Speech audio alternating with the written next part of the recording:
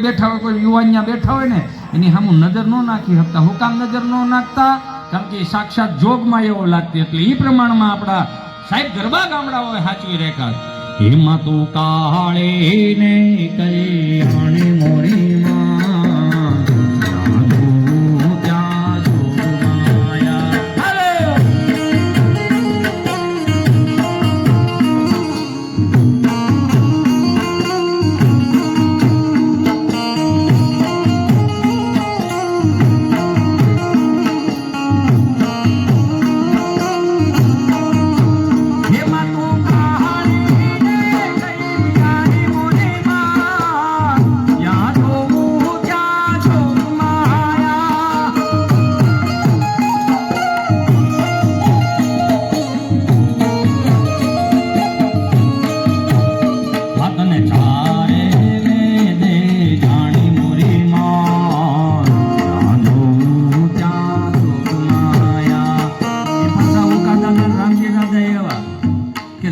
સૂર્યમાના લાડવા 8-8 તો સાઠવામાં પીએ છે. એટલે ગળા એના તોહરા જેવા હોય પાછા.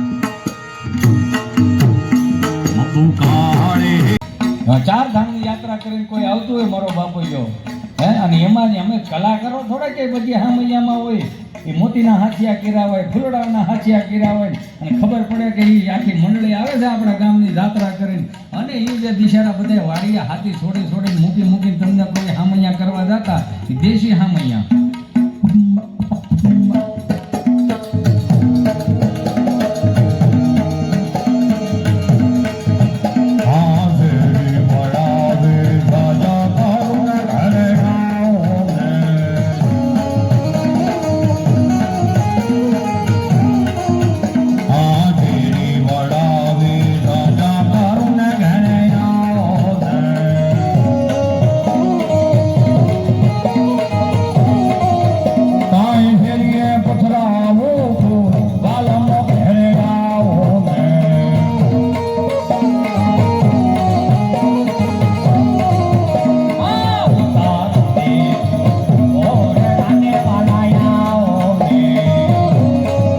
વાત કરું મારા બાપ કે રિપ્લે નો આવે બ્લોકમાં નાખી દીધા, નકરા શેર સોંગ નો સાંભળે રાખે.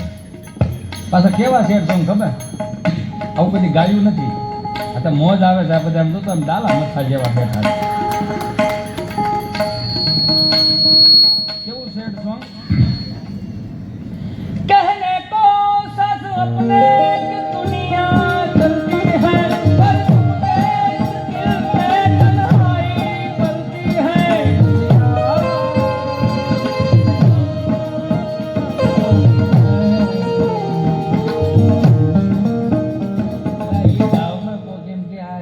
હિન્દી ફિલ્મ ના પડે તો હું કામ કહો ગાતો હોય ત્યાં.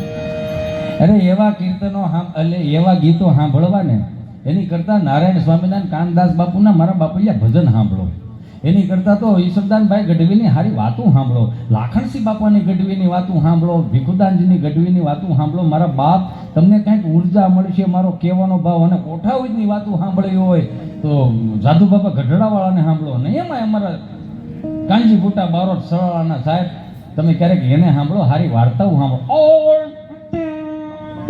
સંસ્કૃતિને જ્યારે વિદેશોમાં જઈને ઉજળી કરી બતાવ્યા હોય એવા બેન શ્રી ગુરુશાબેન રાદડી અને જોરદાર તાળીઓના નાદ સાથે બેનને આપણે પ્રાર્થના કરીએ કે આવો બેન આપણને જેવી મોજ આવે એવી મોજ લઈને આવે. ગુરુશાબેન રાદડિયા.